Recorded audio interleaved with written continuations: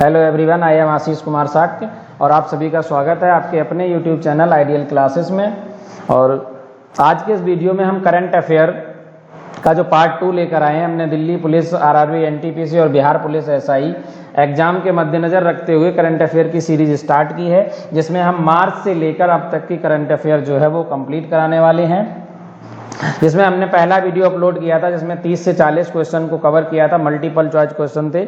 और आज से हमने एक अलग तरीके से सीरीज जारी की जिसमें हम क्वेश्चन और उसके आंसर साथ साथ उसकी कुछ डिटेल जो होगी, वो जो इंपॉर्टेंट फैक्ट होंगे उनको डिस्कस करेंगे। और इसकी पीडीएफ नोट्स भी हम प्रोवाइड कर देंगे आपको। व्हाट्सएप ग्रुप या टेलीग्राम चैनल की लिंक जो है डिस्क्रिप्शन बॉक्स में दे दी जाएगी। 1-2 दिन में हम इसके नोट्स भी प्रोवाइड कर देंगे पीडीएफ फॉर्मेट में। तो सबसे पहले अगर आप चैनल को सब्सक्राइब कर चुके हैं तो आपका बहुत बहुत धन्यवाद। यदि चैनल को अभी तक आपने सब्सक्राइब नहीं किया है तो हमारे चैनल को सब्सक्राइब कर लें और साथ ही साथ बेल आइकॉन पर क्लिक करें और इस वीडियो को ज़्यादा से ज़्यादा शेयर करें, ताकि जितने ज़्यादा लोग हमसे जुड़ेंगे तो उतना ही ज़्यादा अच्छा रहेगा और पढ़ाने में भी काफ़ी मज़ा आएगा और हमें भी बहुत कुछ सीखने को मिलेगा, आप लोगों को भी काफ़ी कुछ सीखने को मिलेगा इस चैनल के माध्यम से। तो चलिए स्टार्ट करते हैं वीडियो को। हमारा पहला क्वेश्चन है कि हाल ही में किस त्रिराज्य अभयारण्य, त्रिराज्य अभयारण्य का मतलब एक ऐसा अभयारण्य जो क्या है 3 राज्यों में जिसका विस्तार है, पर्यावरण संवेदनशील यानी इको सेंसिटिव जोन घोषित किया गया। तो इस क्वेश्चन का जो आंसर है वो है आपको राष्ट्रीय चंबल अभयारण्य। इसे क्या किया गया, देखो यहाँ पर है 2 मार्च 2020 को भारत सरकार ने राष्ट्रीय चंबल अभयारण्य को इको सेंसिटिव जोन घोषित किया। ठीक है, आपको ये डेट याद रखनी है, डेट का इंपॉर्टेंट नहीं है, बस इतना याद रखना कि राष्ट्रीय चंबल अभयारण्य को क्या किया गया, ESZ यानी इको सेंसिटिव जोन घोषित किया गया। अब इसमें इंपॉर्टेंट फैक्ट है कि कौन कौन से इसमें जो जीव जंतु पाए जाते हैं। तो ये फेमस है गंगा डॉल्फिन, और गंभीर रूप से जो लुप्त प्राय है यानी क्रिटिकल इन जो सीरीज है उसमें घड़ियाल पाए जाते हैं, लुप्त प्राय घड़ियाल जो लगभग यहाँ है समाप्त होने की कगार पे हैं। तो इसमें जो 75% घड़ियाल हैं वो आपको इसी अभयारण्य में मिल जाएंगे। नेक्स्ट क्वेश्चन है आपका 2 कि हाल ही में सुर्खियों में रही मोबाइल एप्लीकेशन हमसफर किस सेवा से जुड़ी हुई है। अब देखिए यहाँ पर एप्लीकेशन का नाम दिया है जिसका नाम क्या है, हमसफर। आपको बताना है कि ये किस सेवा से जुड़ी है, तो ये जुड़ी है ईंधन की डोर स्टेप डिलीवरी से। इसमें क्या है कि जो श्रम मंत्री हैं आपके संतोष गंगवार ने हाल ही में हमसफर नामक मोबाइल एप्लीकेशन लॉन्च की है। इस ऐप का जो उद्देश्य है वो आपका NCR यानी राष्ट्रीय राजधानी क्षेत्र में हाउसिंग सोसाइटियों में आपको क्या करना पड़ेगा, यानी होटलों हैं, इसके अलावा अस्पतालों के दरवाजों पर ईंधन की डिलीवरी करना है। ये इसका मुख्य उद्देश्य है। ठीक है, और चैनल को अभी तक फिर से एक बार अगर चैनल को सब्सक्राइब नहीं किया तो सब्सक्राइब कर लें और बेल आइकॉन पर क्लिक करें। नेक्स्ट क्वेश्चन देखते हैं क्या है आपका। अगला क्वेश्चन है क्वेश्चन 3 आपका कि किस राज्य सरकार ने हाल ही में सेवानिवृत्ति के बाद अपने कर्मचारियों को सेवा विस्तार देने की नीति को समाप्त कर दिया। देखो यहाँ पर क्या है कि जैसे कोई भी राज्य सेवा में जो कर्मचारी लगे हुए हैं और वो अगर रिटायर्ड हो जाते हैं तो उसके बाद उनको जो सेवा विस्तार देने की जो नीति थी उसको समाप्त किसने किया, उसको समाप्त किया है पंजाब ने हाल ही में। नेक्स्ट क्वेश्चन 4 है आपका कि मो सरकार जो है ये किस राज्य सरकार की सेवा पहल है, तो ये है उड़ीसा की।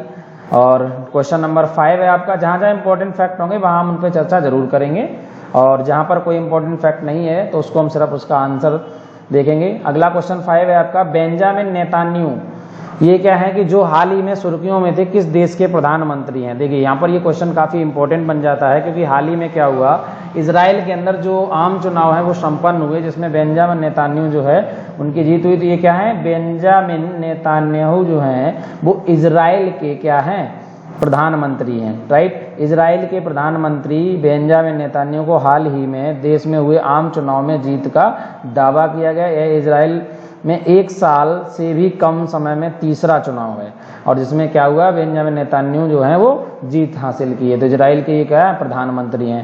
नेक्स्ट क्वेश्चन है आपका,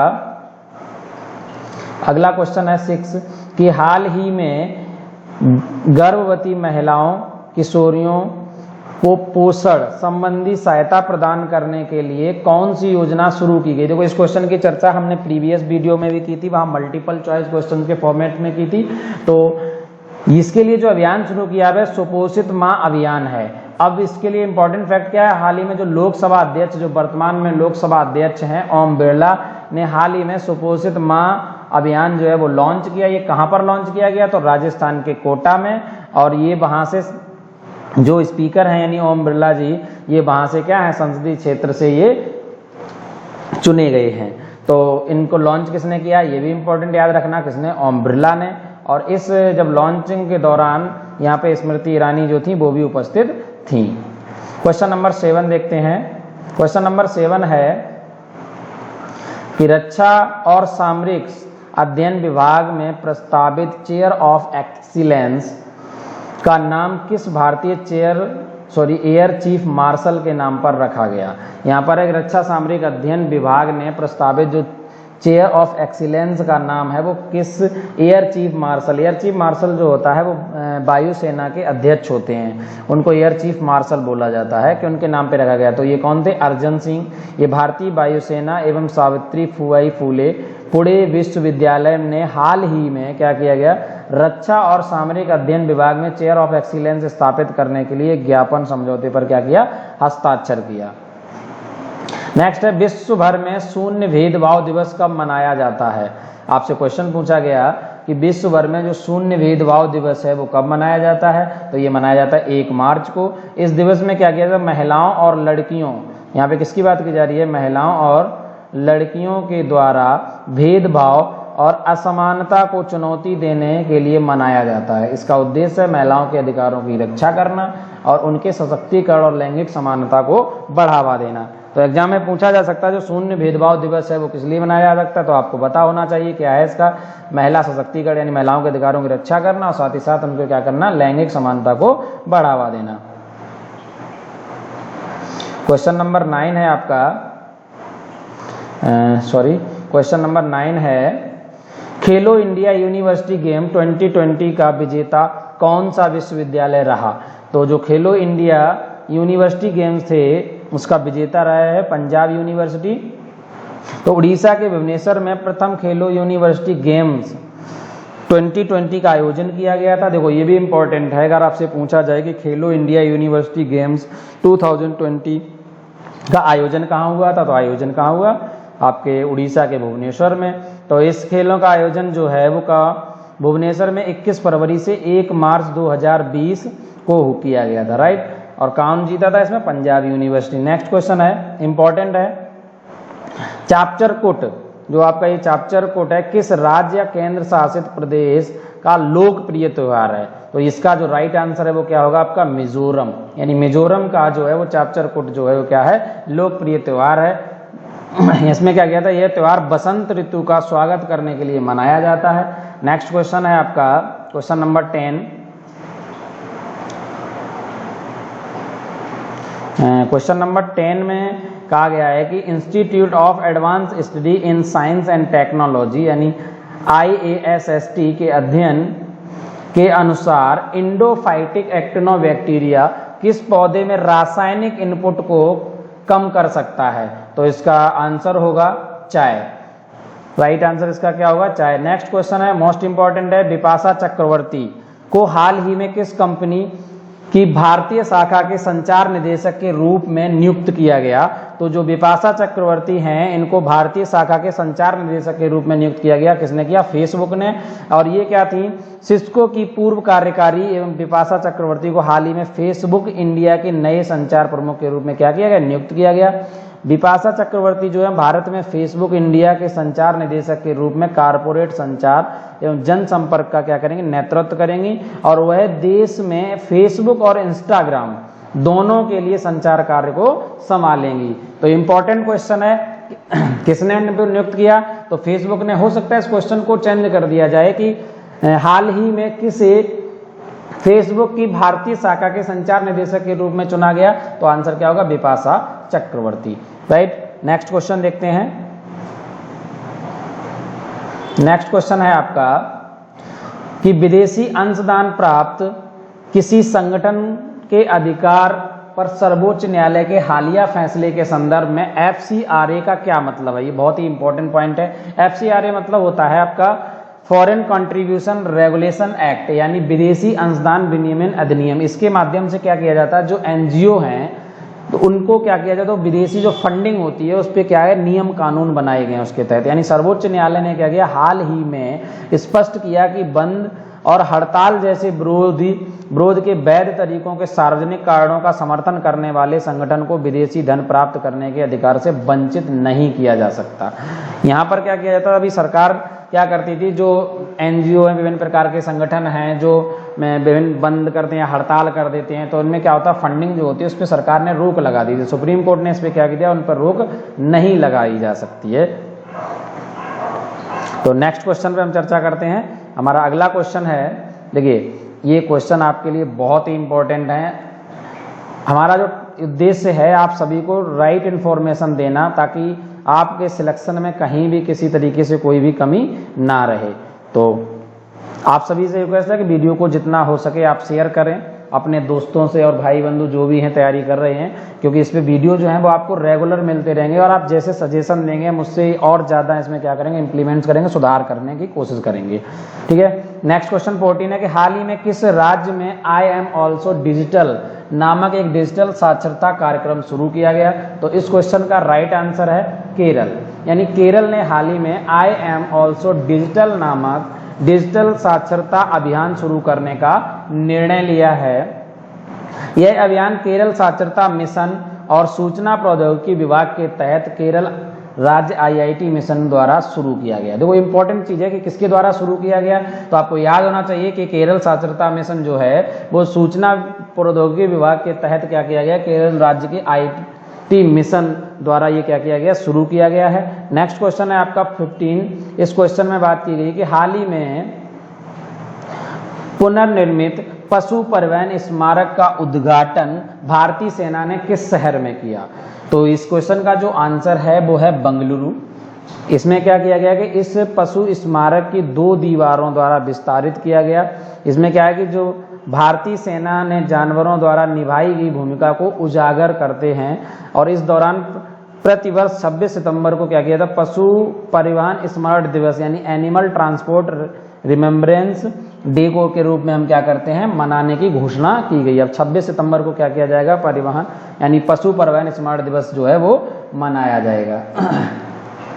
नेक्स्ट क्वेश्चन है आपका 16 जो है, इसमें क्या किया गया, 16 क्वेश्चन, हाल ही में प्रकाशित पुस्तक adventures of dare devils democrat किस पूर्व मुख्यमंत्री से संबंधित है। देखो मोस्ट इंपॉर्टेंट क्वेश्चन है, पुस्तक पे बात की, क्योंकि कई बार एग्जाम में पुस्तक और किस पे बेस्ड वो बुक है ये पूछा जाता है एग्जाम में। तो यहाँ पर पुस्तक का नाम है adventures of a dare devil democrat है। ये किस पूर्व मुख्यमंत्री से संबंधित है, तो इस क्वेश्चन का राइट आंसर है बीजू पटनायक। हाल ही में उड़ीसा के पूर्व मुख्यमंत्री बीजू पटनायक के जीवन और कार्यों पर पहली कॉमिक बुक जारी की गई। इस वर्ष जो बीजू पटनायक की 104वीं जयंती क्या है, मनाई जाएगी, और उड़ीसा में उनके जन्मदिन पर 5 मार्च को पंचायत राज दिवस के रूप में मनाया जाएगा। देखो एक इंपॉर्टेंट फैक्ट ये भी है यहाँ पर, अगर आपसे पूछा जाए कि बीजू पटनायक की हो सकता है कि कौन सी जयंती थी, तो 104वीं थी, और उड़ीसा में जो 5 मार्च है उसको क्या मनाया जाएगा, पंचायत राज दिवस के रूप में मनाया जाएगा। इंपॉर्टेंट पॉइंट है। क्वेश्चन नंबर 17 देखते हैं। 17 में कहा गया कि हाल ही में सीरियस फ्रॉड इन्वेस्टिगेशन ऑफिस यानी SFIO के लिए एक जांच पुस्तिका तैयार करने के लिए किसकी अध्यक्षता में उच्च स्तरीय पैनल का गठन किया गया। तो यहां पर इस क्वेश्चन का आंसर है इंजेंती श्रीनिवास। अब ये क्या है, केंद्र सरकार ने हाल ही में सीरियस फ्रॉड इन्वेस्टिगेशन ऑफिस यानी जब कोई बहुत ज़्यादा कोई फ्रॉड करता है तो उसमें क्या किया जाएगा, इसके लिए एक ऑफिस के लिए जांच पुस्तिका तैयार की, जिसमें जांच पुस्तिका तैयार करने के लिए 12 सदस्यीय क्या की उच्च स्तरीय पैनल का गठन किया गया। तो इसके अध्यक्ष कौन है, इसके अध्यक्ष हैं इंजेती श्रीनिवास। इंपॉर्टेंट क्वेश्चन है। क्वेश्चन नंबर 18, अवनी चतुर्वेदी जो हैं, अवनी चतुर्वेदी, भावना कंठ, मोहना सिंह जीतरवाल, जिन्हें हाल ही में नारी शक्ति पुरस्कार जो है वो मिला, किस व्यवसाय से जुड़ी हैं। देखो ये बहुत ही इंपॉर्टेंट क्वेश्चन है। ये हैं आपकी फाइटर पायलट। देखिए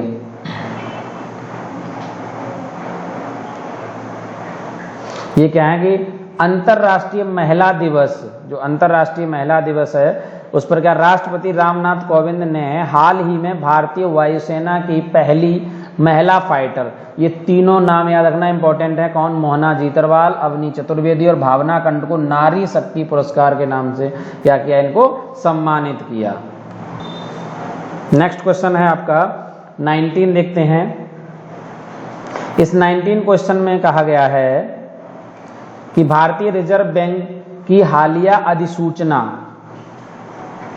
के अनुसार शहरी सहकारी बैंकों यानी यूसीबी के लिए एकल उधारकर्ता को ऋण देने की सीमा क्या है? तो इसका जो राइट आंसर है वो कितना है आपका 15%। और 15% यहाँ पे क्या किया गया कि भारतीय रिजर्व बैंक ने शहरी सहकारी बैंकों की एक्सपोजर सीमा को संशोधित किया और पहले आरबीआई ने अपने पूंजीगत फंड को 15% एकल उधारकर्ता को और 40% उधारकर्ताओं के समूह को देने की अनुमति दी थी। अब यहाँ पर क्या किया गया, इस सीमा को 25% तक संशोधित कर दिया गया है। तो अगर आपसे पूछा जाए कि जो भारतीय रिजर्व बैंक की हालिया अधिसूचना के अनुसार शहरी सहकारी बैंकों के लिए यूसीबी के लिए एकल उधारकर्ता ऋण देने की सीमा कितनी है, तो इसका आंसर होगा आपका 15%। नेक्स्ट क्वेश्चन आपका है 20, सरकार के किस अधिनियम के तहत फेस मास्क हैंड सैनिटाइजर को आवश्यक वस्तुओं के रूप में घोषित किया गया? तो वो है आवश्यक वस्तु अधिनियम 1955। इसका डिटेल की बात करें तो केंद्रीय उपभोक्ता मामलों के मंत्रालय ने घोषणा की कि सरकार ने आवश्यक वस्तु अधिनियम 1955 की अनुसूची में संशोधन करके 30 जून 2020 तक क्या किया गया, फेस मास्क और हैंड सैनिटाइजर को आवश्यक वस्तु के रूप में क्या कर दिया, घोषित किया गया। नेक्स्ट क्वेश्चन है आपका 21। इस क्वेश्चन में आपको कहा गया कि भारतीय रिजर्व बैंक ने गैर बैंकिंग वित्तीय कंपनियों यानी एनबीएफसी और एसेट कंस्ट्रक्शन कंपनियों द्वारा फर्स्ट एएस कार्यान्वयन के लिए दिशा निर्देश जारी किए। तो आपको ये बताना है कि ये फर्स्ट नहीं, यहाँ पे INDAS का पूर्ण स्वरूप क्या है। तो इस INDAS का जो पूर्ण स्वरूप है वो है इंडियन अकाउंटिंग स्टैंडर्ड्स यानी भारतीय लेखा मानक। अब इसका यहाँ पर क्या, तो रिजर्व बैंक है ने गैर बैंकिंग वित्तीय कंपनियों यानी एनबीएफसी के लिए क्या किया, एसेट रिकंस्ट्रक्शन कंपनियां यानी ARC द्वारा भारतीय लेखा मानकों के लिए क्या किया गया कि कार्यान्वयन के लिए विनियामक दिशा निर्देश जो है वो जारी किए। विनियामक मतलब होता है अथॉरिटी दी, उनके लिए कुछ दिशा निर्देश जारी किए गए। तो वो किसके द्वारा किए गए, आपके भारतीय लेखा मानक। और इसका आपको अगर पूछा जाए कि INDAS क्या है, तो इंडियन अकाउंटिंग स्टैंडर्ड है ये। नेक्स्ट क्वेश्चन 22 की अगर हम बात करें तो 22 क्वेश्चन है ग्रीन हाईवेज प्रोजेक्ट।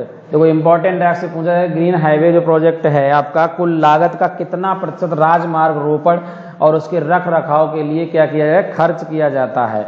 तो इस क्वेश्चन का जो राइट आंसर है वो क्या हो जाएगा, राइट आंसर होगा आपका 1%। कैबिनेट ने हाल ही में 7,660 करोड़ रुपए की लागत से 780 किलोमीटर लंबी ग्रीन नेशनल हाईवे परियोजना के निर्माण को क्या की मंजूरी दी। अब इसमें इंपॉर्टेंट भी देखो, एक तो आपका इंपॉर्टेंट फैक्ट ये है कि 7,660 करोड़ की लागत और कहाँ 780 किलोमीटर लंबी जो है ग्रीन नेशनल हाईवे परियोजना है। किन किन राज्यों में, ये 4 राज्यों में जाएगी, हिमाचल प्रदेश, राजस्थान, उत्तर प्रदेश और आंध्र प्रदेश में विभिन्न राष्ट्रीय राजमार्गों के अपग्रेडेशन के लिए क्या किया गया, शामिल किया गया। नेक्स्ट क्वेश्चन 23 आपका है गंगा आमंत्रण अभियान कार्यक्रम किस संस्था द्वारा क्या किया गया, संचालित किया जाता है। तो अगर हम बात की जाए गंगा आमंत्रण अभियान कार्यक्रम, तो ये जो जारी किया जाता, संचालित किया जाता राष्ट्रीय मिशन स्वच्छ गंगा के द्वारा।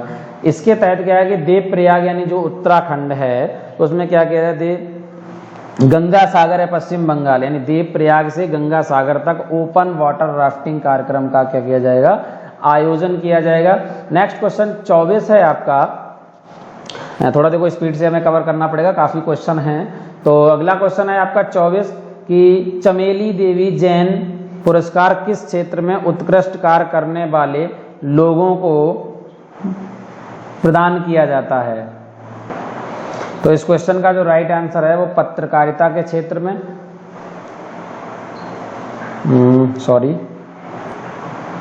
यानी कहाँ पे दिया जाता है, जो चमेली देवी जैन पुरस्कार है वो आपको दिया जाता है पत्रकारिता के क्षेत्र में। चमेली देवी जैन पुरस्कार का एक वार्षिक पुरस्कार है जो 1981 में पत्रकारिता के क्षेत्र में उत्कृष्ट प्रदर्शन करने वालों को प्रस्तुत किया जा रहा है। तो आप से अगर पूछा जाए कब शुरुआत हुई, ये भी याद रखना कब से दिया, 1981 से।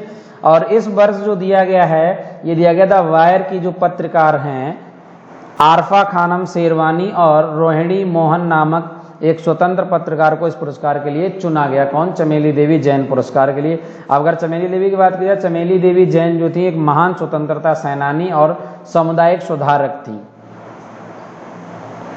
नेक्स्ट क्वेश्चन है आपका क्वेश्चन नंबर 25। हाल ही में किस राज्य की कैबिनेट ने एक अध्यादेश पारित किया जिसके द्वारा दंगाइयों से सार्वजनिक संपत्ति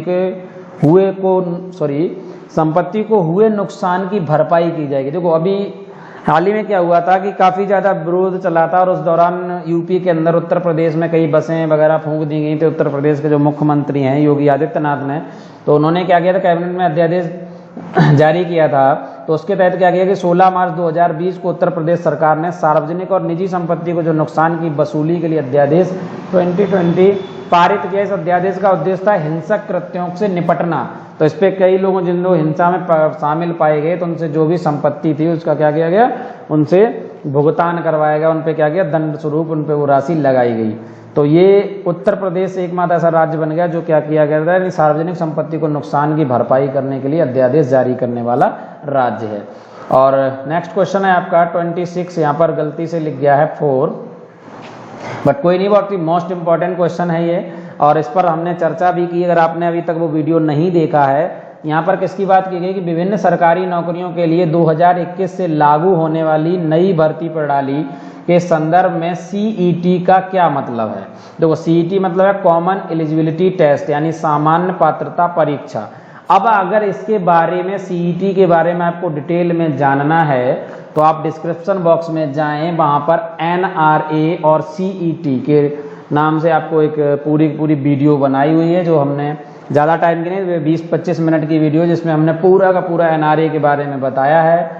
तो आप उसको एक बार देख सकते हैं। क्या है इसका उद्देश्य बता देते हैं। तो ये कार्मिक लोक शिकायत और पेंशन मंत्री जितेंद्र सिंह ने स्पष्ट किया कि रेलवे, बैंक और केंद्र सरकार की नौकरियों के जो निचले स्तरों के आवेदक हैं, इसके अलावा इसमें IBPS वगैरह जो सब, इसमें 2021 से एक सीईटी आयोजित की जाएगी। ठीक है, अब ये क्या है सीईटी, कैसे होगा, इसके बारे में आप चाहें तो वो वीडियो देख सकते हैं। नेक्स्ट क्वेश्चन की हम बात करते हैं। अगला क्वेश्चन है साहित्य अकादमी पुरस्कार विजेता पुत्सरी रामचंद्रन जिनका हाल ही में निधन हुआ है, वह किस भाषा के कवि और विद्वान थे। यहाँ पर बात किसकी गई, देखो नाम याद रखना, पुत्सरी रामचंद्रन। इनका हाल ही में निधन हो गया। ये किस भाषा के कवि थे, तो ये थे मलयालम।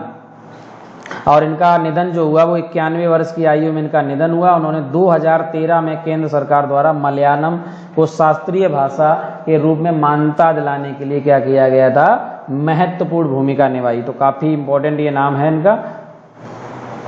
और अगला क्वेश्चन मोस्ट इंपॉर्टेंट, जिसकी हम चर्चा प्रीवियस वीडियो में कर चुके हैं, फिर भी एक बार समझ लेते हैं क्या करा। विश्व क्षय दिवस यानी वर्ल्ड टीबी डे 2020 की थीम क्या है, तो इस पर हमने चर्चा की है। इसकी थीम जो थी इस बार इट्स टाइम, और इस पर हमने मल्टीपल चॉइस क्वेश्चन भी कवर किया था। अगर आपने प्रीवियस वीडियो देखा होगा तो आपको याद होगा। विश्व क्षय दिवस को पूरे विश्व में 24 मार्च को क्या किया जाता है, सेलिब्रेट किया जाता है, मनाया जाता है। इसका उद्देश्य है लोगों को इस बीमारी के विषय में जागरूक करना और क्षय रोग की रोकथाम के लिए क्या करना, उचित कदम उठाना।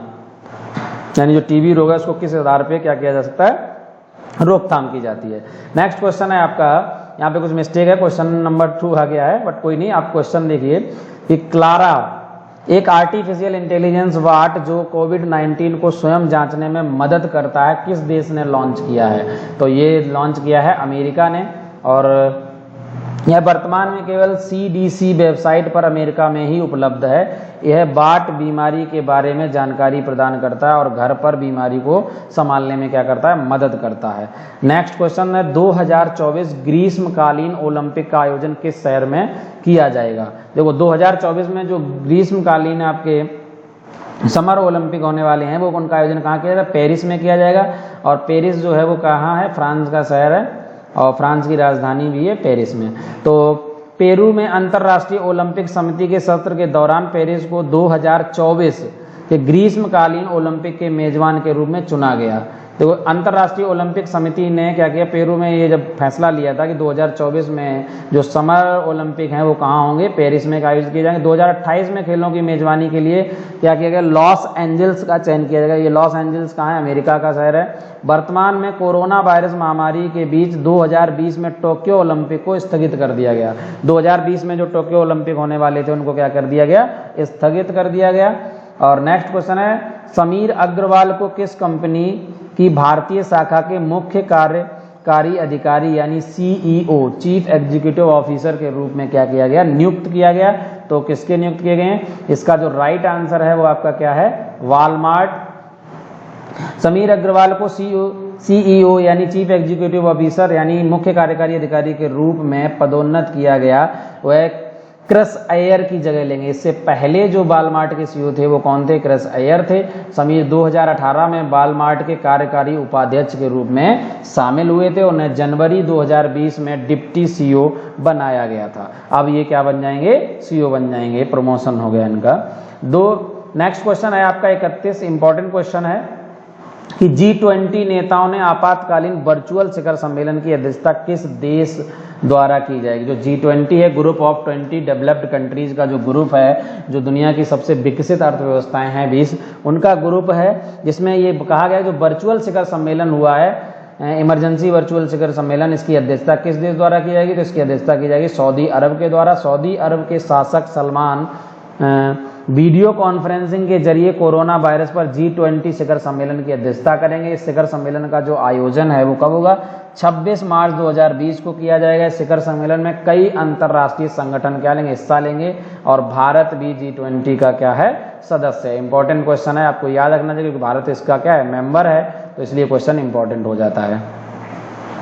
अब नेक्स्ट क्वेश्चन की अगर हम बात करें तो क्वेश्चन नंबर 32 है, भारत सरकार ने किस सोशल मीडिया प्लेटफॉर्म पर कोरोना वायरस पर गलत सूचना का प्रचार और प्रसार जो है रोकने के लिए MyGov कोरोना हेल्प डेस्क की शुरुआत की। तो ये कहाँ पर शुरुआत की थी, व्हाट्सएप पे।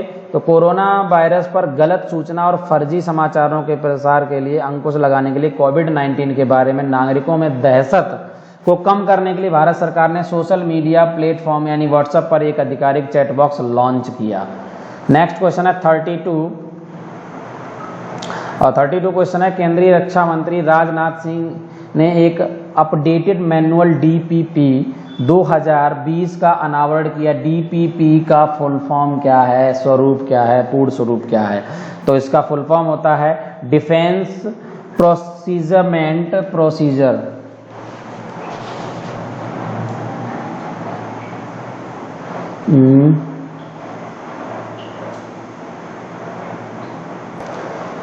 सॉरी, यहाँ पे है रक्षा खरीद प्रक्रिया यानी डिफेंस प्रोक्योरमेंट प्रोसीजर। ठीक है, तो इसमें क्या है कि केंद्रीय रक्षा मंत्री राजनाथ सिंह ने क्या किया, एक अपडेटेड मैनुअल DPP 2020 रक्षा खरीद प्रक्रिया का अनावरण किया। इसमें क्या है, 18 वर्षों में इस पुस्तिका के अनुसार रक्षा पूंजी बजट से हथियारों और उपकरणों की खरीद को क्या किया जाएगा, नियंत्रित किया गया है।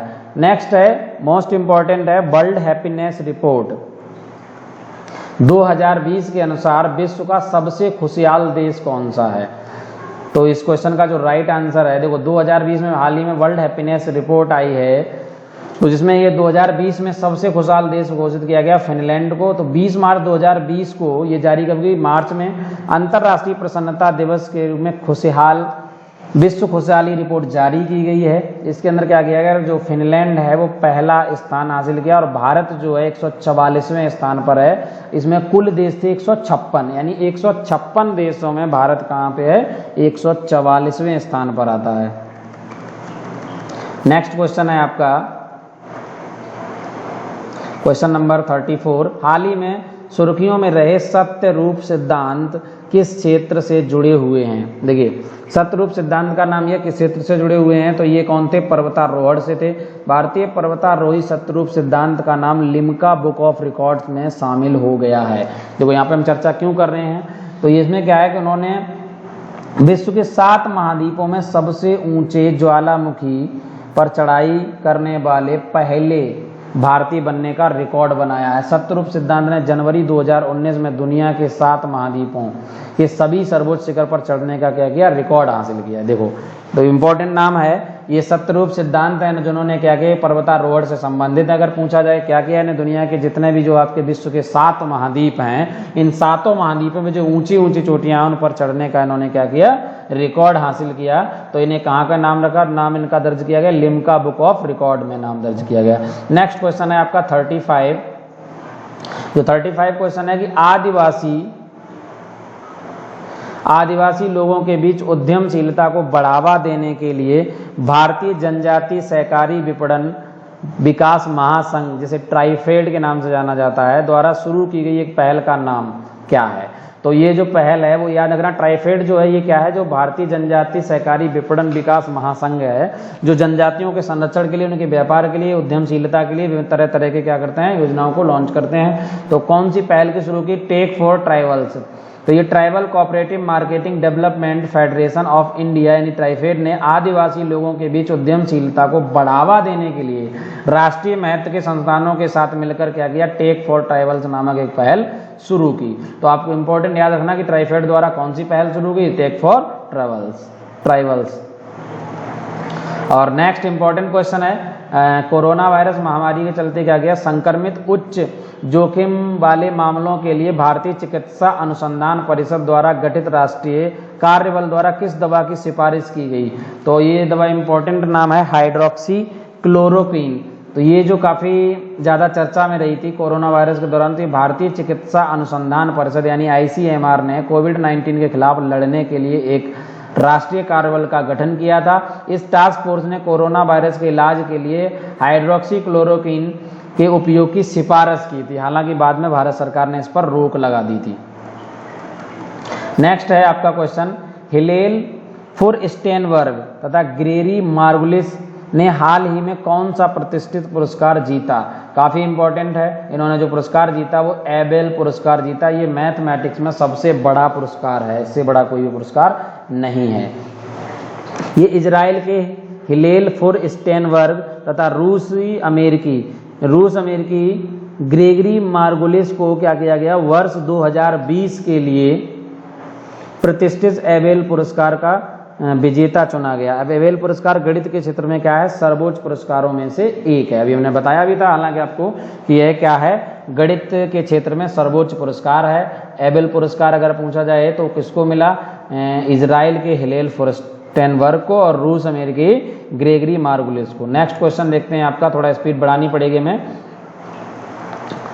क्वेश्चन नंबर 42 है कि किस भारतीय फिल्म निर्माता ने 8वें भारत अंतर्राष्ट्रीय फिल्म पर्यटन सम्मेलन में IIFTC टूरिज्म इम्पैक्ट अवार्ड 2020 जीता? तो ये किसने जीता? जोया अख्तर ने।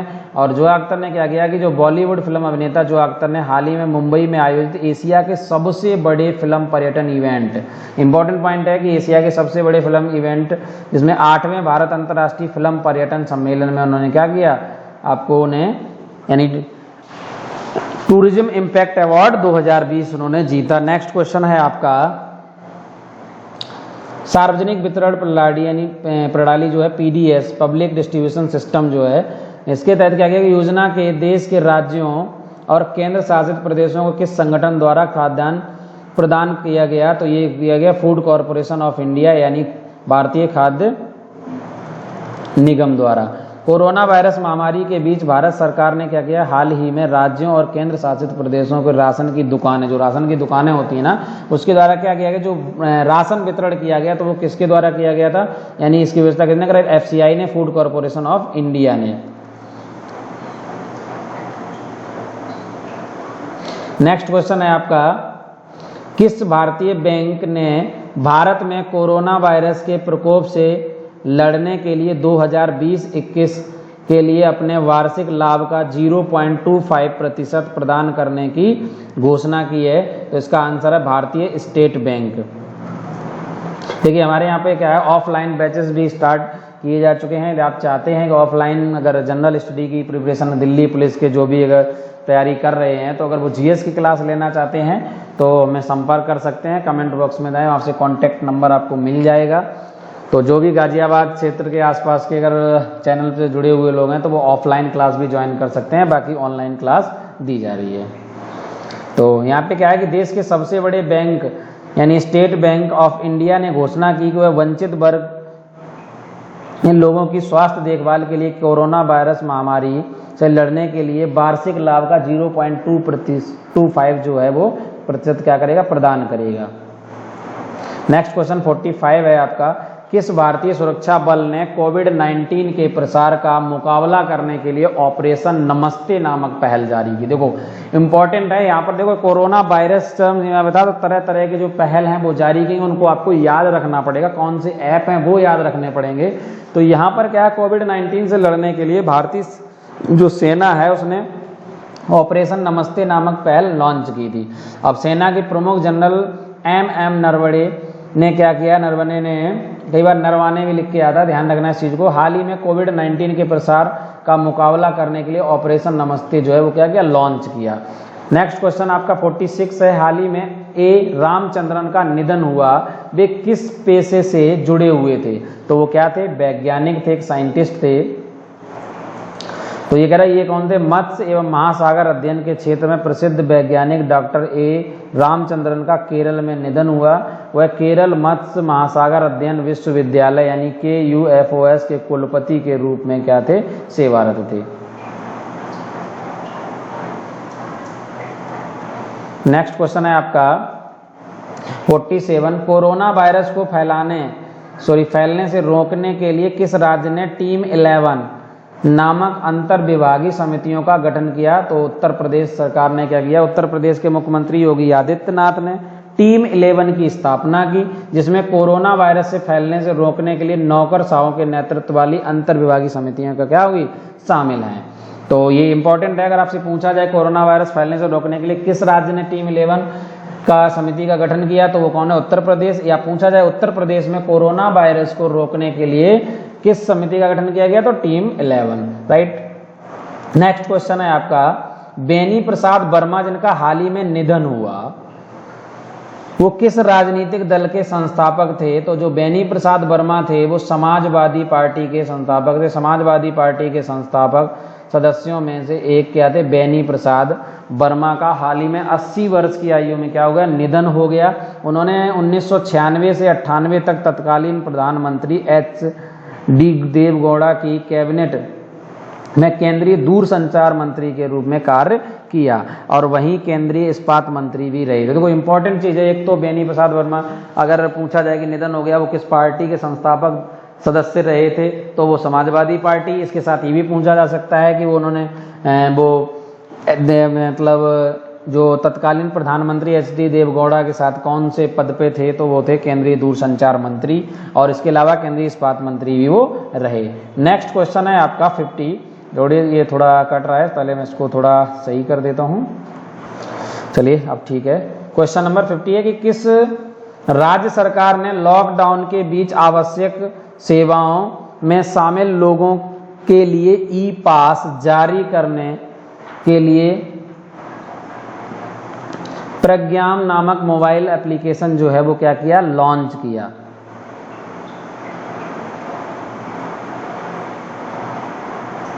एक मिनट,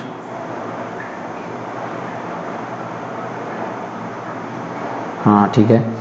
क्या कह रहे हैं, क्वेश्चन है आपका अगला कि किस राज्य सरकार ने लॉकडाउन के बीच आवश्यक सेवाओं में शामिल लोगों के ई-पास जारी करने के लिए प्रज्ञाम नामक मोबाइल एप्लीकेशन लॉन्च किया? तो ये लॉन्च किसने किया है, झारखंड सरकार ने। झारखंड सरकार ने क्या किया, प्रज्ञाम नामक ऐप जो है वो लॉकडाउन मतलब एप्लीकेशन जारी किया, जिसको क्या करेगा, देश में कोरोना वायरस के प्रसार का मुकाबला करने के लिए 21 दिनों तक लॉकडाउन घोषित किया। अब क्या है, हमें नेक्स्ट क्वेश्चन 51 है। अमेरिका में 50 वर्षों से प्रकाशित होने वाले किस भारतीय अखबार ने अपने मुद्रित संस्करण को बंद कर दिया? तो इसका जो राइट आंसर है वो क्या है, भारत, यानी इंडिया अब्रॉड समाचार पत्र पिछले 50 वर्षों से अमेरिका में प्रकाशित हो रहा था। हाल ही में कोरोना वायरस के चलते समाचार पत्र का प्रकाशन बंद कर दिया गया। इसकी स्थापना कब की गई थी? 1970 में भारतीय अमेरिकी प्रकाशक गोपाल राजू द्वारा की गई थी। ठीक है, तो अगर आपसे पूछा जाए कि कौन सा भारतीय अखबार था, तो इंडिया अब्रॉड था, जिसका क्या किया गया, जो 50 वर्षों से अमेरिका में प्रकाशित हो रहा था, कोरोना वायरस के दौर में क्या कर दिया, इसको बंद कर दिया गया। नेक्स्ट क्वेश्चन है आपका 52 क्वेश्चन है कि किस वैश्विक वित्तीय संस्थान ने national investment and infrastructure fund यानी NIIF में $100 मिलियन निवेश का निर्णय लिया? तो ये किसने लिया? एशियाई डेवलपमेंट बैंक यानी ADB, एशिया विकास बैंक ने। 30 मार्च 2020 को जो एशियाई डेवलपमेंट बैंक है यानी एशियाई विकास बैंक है ने घोषणा की कि वह राष्ट्रीय निवेश एवं अधोसंरचना फंड यानी NIIF में क्या करेगी, $100 मिलियन का निवेश करेगा। ठीक है, इंपॉर्टेंट पॉइंट है। इसका उद्देश्य क्या है कि अब संरचना क्षेत्र में निवेश को बढ़ावा देना। और अगर पूछा जाए कि आपसे कि national investment end fund structure की स्थापना कब की गई, तो इसकी स्थापना की गई 2015 में।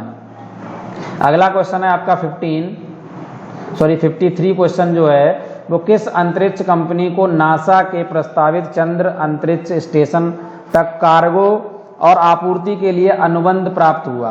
तो ये क्या है, स्पेस एक्स, यानी नासा के हाल ही में एलॉन मस्क के स्वामित्व वाली स्पेस एक्स के अंतरिक्ष कैप्सूल का चयन किया गया है। इसके लिए क्या किया जाएगा, देखो यहाँ पर इंपॉर्टेंट आपको पॉइंट याद रखना है, भविष्य में मंगल ग्रह के लिए मिशन की तैयारी करना इसका क्या है, उद्देश्य है, मंगल और चंद्रमा वगैरह पे। और अगर पूछा जाए कि नासा के प्रस्तावित चंद्र अंतरिक्ष स्टेशन तक कार्गो की आपूर्ति के लिए अनुबंध किया गया, तो किसके द्वारा, स्पेस एक्स के द्वारा। नेक्स्ट क्वेश्चन है आपका 54 और लास्ट क्वेश्चन है, देखिए 54 क्वेश्चन क्या है कि किस राज्य में 30 मार्च को अपना राज्य दिवस के रूप में मनाया जाता है? तो 30 मार्च को कौन मनाता है, राजस्थान। देखो राजस्थान की अगर बात की जाए तो ये 30 मार्च को प्रतिवर्ष राजस्थान दिवस के रूप में मनाया जाता है। इस दिन क्या हुआ था, 30 मार्च 1949 को राजस्थान की क्या हुई थी, स्थापना हुई थी। और इस अवसर पर राष्ट्रपति रामनाथ कोविंद तथा प्रधानमंत्री नरेंद्र मोदी ने राजस्थान के लोगों को क्या दी, शुभकामनाएं दी। और अगर राजस्थान की बात की जाए तो यह क्या है, क्षेत्रफल की दृष्टि से देश का सबसे बड़ा राज्य है। तो आज के ये टोटल के टोटल आपके क्वेश्चन थे जिनमें हमने 54 यानी 54 क्वेश्चन को कवर किया। और हम नेक्स्ट वीडियो को लेकर आएंगे जिसमें हम आगे के क्वेश्चन को कवर करेंगे, यानी ये 5 से 7 वीडियो होंगे जिसमें हम पूरे की पूरे 6 महीने के करंट अफेयर को कवर कर लेंगे। तो आई होप आपको वीडियो पसंद आया होगा और काफ़ी कुछ पॉइंट इंपॉर्टेंट थे जो आपको समझ आए होंगे। तो आज के वीडियो में बस इतना ही। नेक्स्ट वीडियो में हम आगे के क्वेश्चन को कवर करेंगे। और हमारा जो टारगेट है वो मैं फिर बता दूं किसको है, दिल्ली पुलिस, RRB NTPC और बिहार SI को लेकर है। इसके अलावा ये नहीं कि हम किसी अन्य एग्जाम के लिए नहीं, ये आप करंट अफेयर जो है कोई भी एग्जाम हो जहाँ पे हम कवर कर सकते हैं, इसमें लास्ट 6 महीने के हम करंट अफेयर कवर करेंगे। Thank you for watching this video, have a nice day.